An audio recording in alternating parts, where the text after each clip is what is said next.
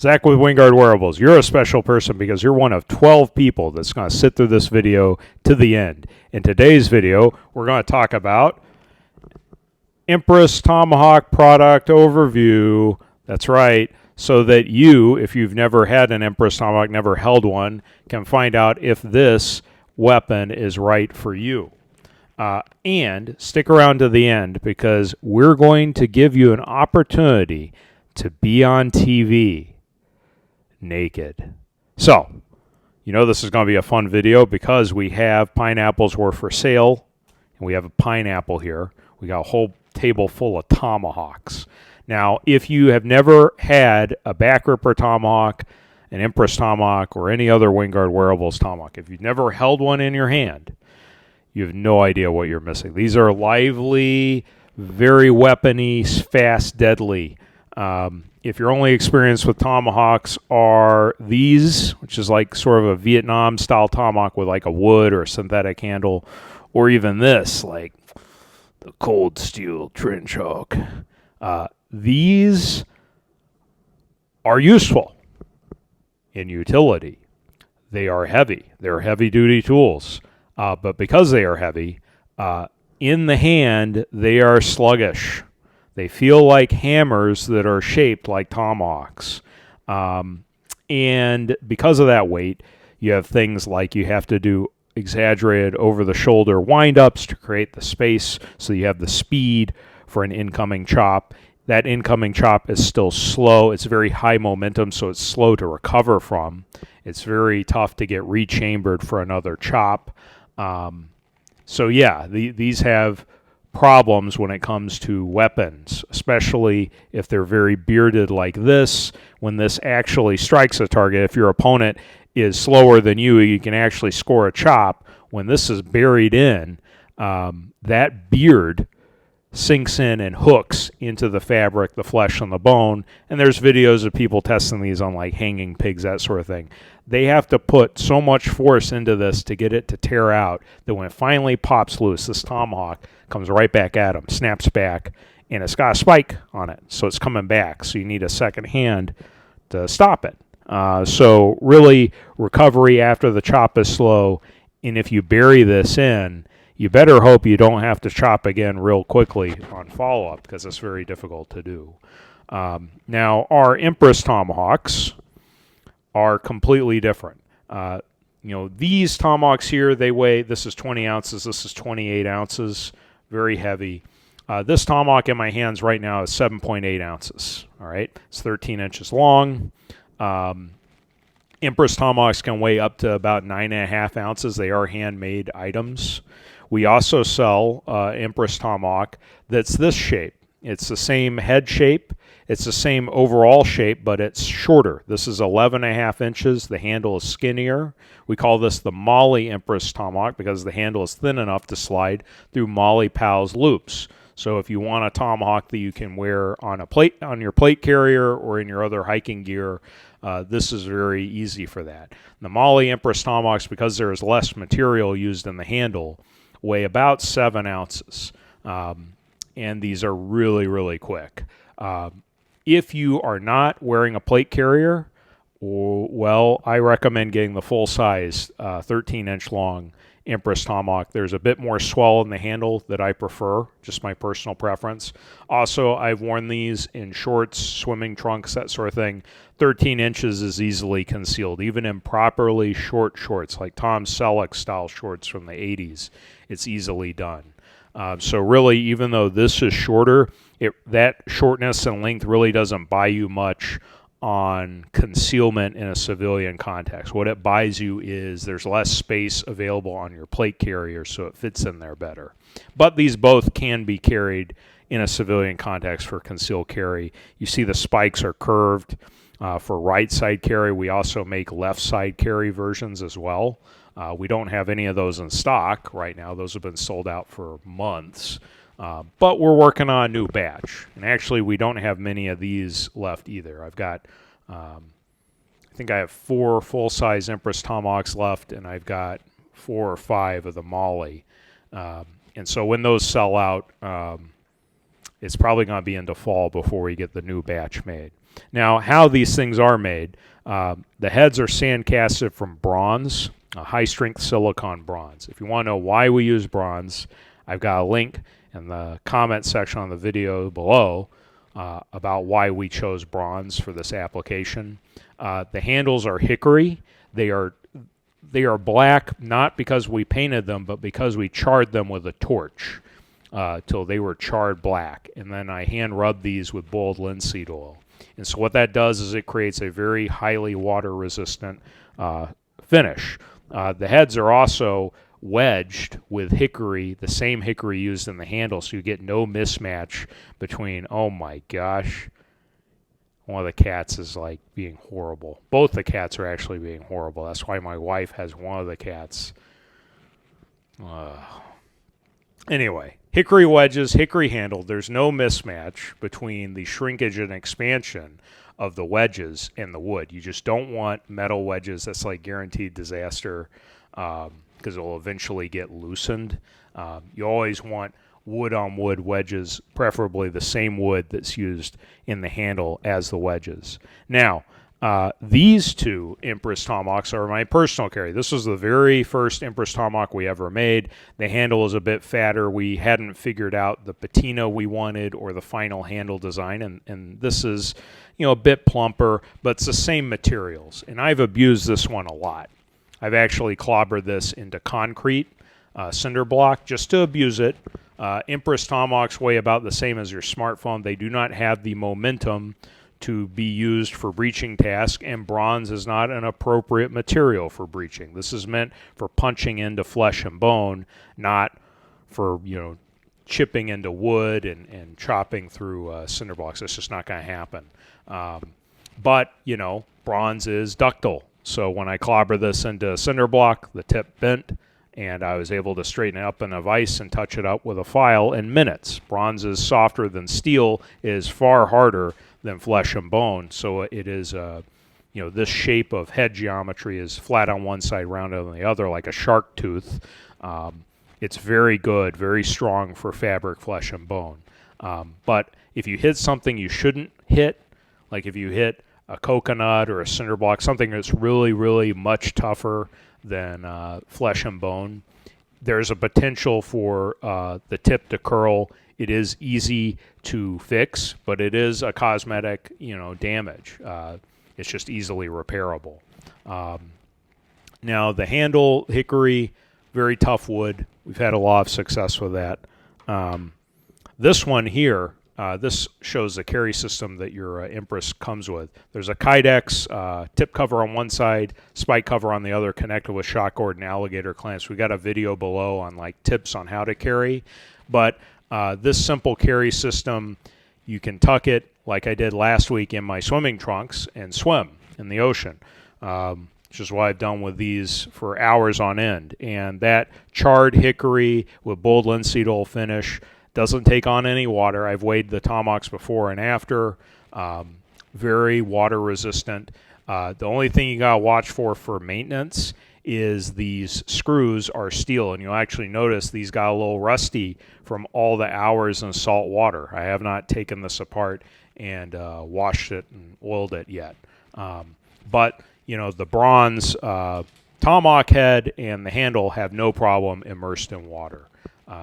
Wedges don't come loose or anything. It's really nice. And there is a resin that we put between the head and the handle that is not for adhesion. That's essentially a water seal. It's to prevent water from entering in here and getting in between the inside of the wall of the eye and the tenon section and wedges. So that's why there is epoxy on the underside. It's like a blackened epoxy resin. Now, let's get into how you chop with a tomahawk. Everyone has tomahawks. They want to, you know, think about tomahawks. They chop with them. You don't do exaggerated over-the-shoulder chops with an Empress Tomahawk because it's got this Talon Blade on it. That Talon Blade has about a hook gap of a little over 2 inches. If you do these exaggerated over-the-shoulder chops, there's risk that you catch your shirt or your shoulder or your traps or your ear. If you do crazy flourishes over your head, if you pass the live hand over it as you're flourishing, that's bad news too. If you're into stick fighting and you're used to swinging a stick around, this is no longer a stick. It's got a shark tooth shaped piece of bronze here. It's got a talon blade that is sharpened to a knife-like edge here. So what we recommend on how to chop with the Empress Tomahawk, because it is so lightweight, we're talking around 8 ounces, 9 ounces in weight, a chop is really like a punch. You do not need to go behind your shoulder to do it. You can have an open stance, and arm motion alone can be fast. If you put your hip into it, body weight, it's a lot more powerful too. You can also do a more pugilistic stance where you tuck the head into the shoulder pocket and pop it out like throwing a cross or a jab. You can do it in your left hand, lead hand too, very quick. And we have a combatives course that we're in the works on with Foxhound, Matt Berry. So in 2022, we've been developing a course, and we're going to look into filming a basic course on how to fight with your Empress Tomahawk. So I'm not going to give away too much, but when you do chopping and flourishing, training with the Empress Tomahawk as a weapon, there are some things that you may have picked up with using one of these tomahawks or in stick fighting that you just don't want to do with this because of safety hazard from the Talon Blade. Now that Talon Blade is very useful. We're talking like soft target materials. Un momento, I gotta get some water in my system. That's why we have this pineapple out here. So, that shark tooth blade of bronze. Bronze may be softer than tool steel, but it's much, much harder than flesh and bone, and it's easily buried and extracts without any problem. Like a bearded tomahawk like this would get stuck.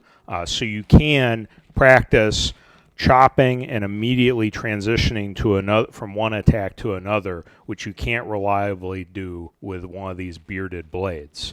The Talon Blade itself can be turned and pushed in to a soft target, and as you carry forward, you can tear down an opponent.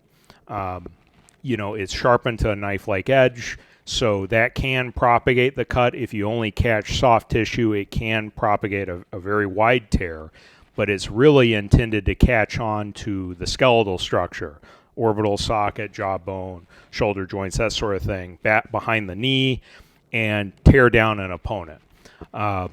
So that's very useful.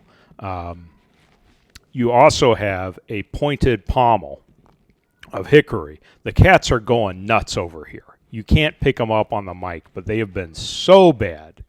So they're very distracting right now. Anyway, the puño of your tomahawk, your Empress Tomahawk, is hickory. It comes to a chisel tip, and it's essentially a fire-hardened spear. So with hammer grip, you create quite a big hole in target. And yes, I did this to pineapple, but we've done this to flesh and bone targets too, like turkey, that sort of thing. And it creates a finger-sized hole with ease. Folks have tested their Empress Tomahawks on pig heads, pigs that were bigger than a man. A pig head, in case you guys don't know this, a pig skull is substantially thicker than a man's skull. And so with, a full power chop and even lighter chops like wrist motion snaps, pig flesh, skin, bone, fat, muscle, this shark tooth blade easily buries in there and extracts with ease. The Talon Blade makes a big hole. Now, if you want to test your Empress Tomahawk on some soft target material, I do not recommend you hit a coconut with it.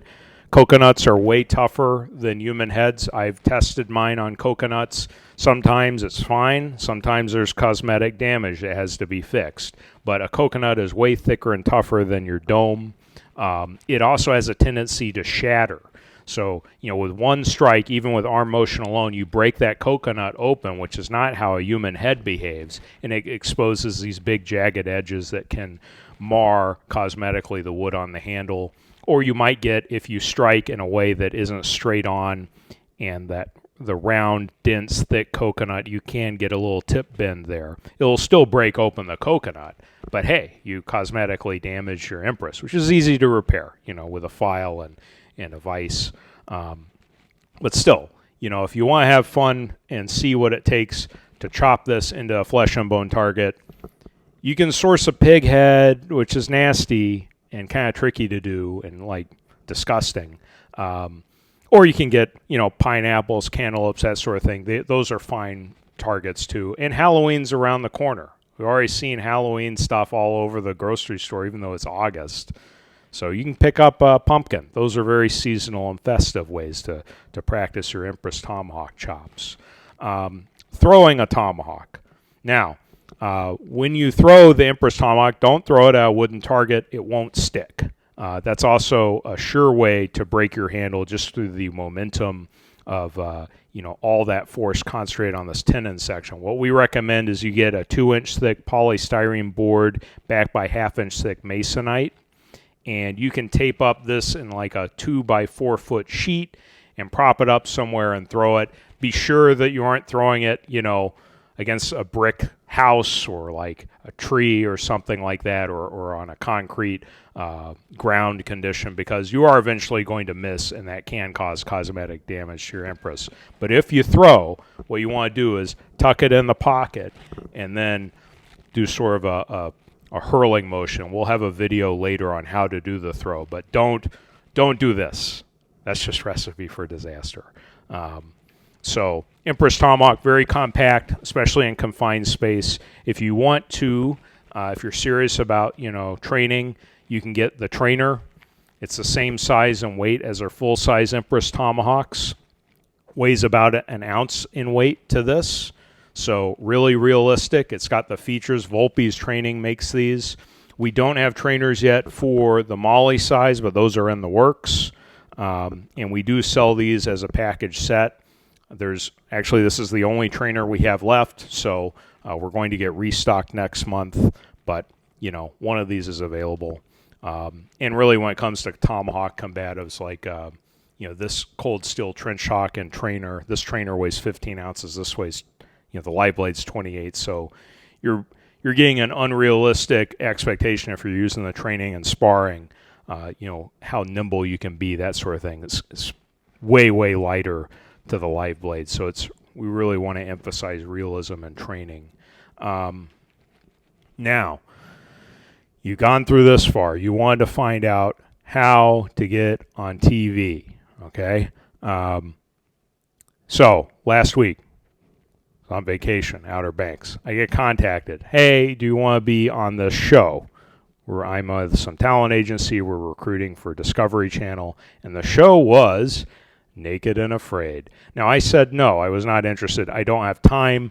I've seen that show. People get like parasites and stuff.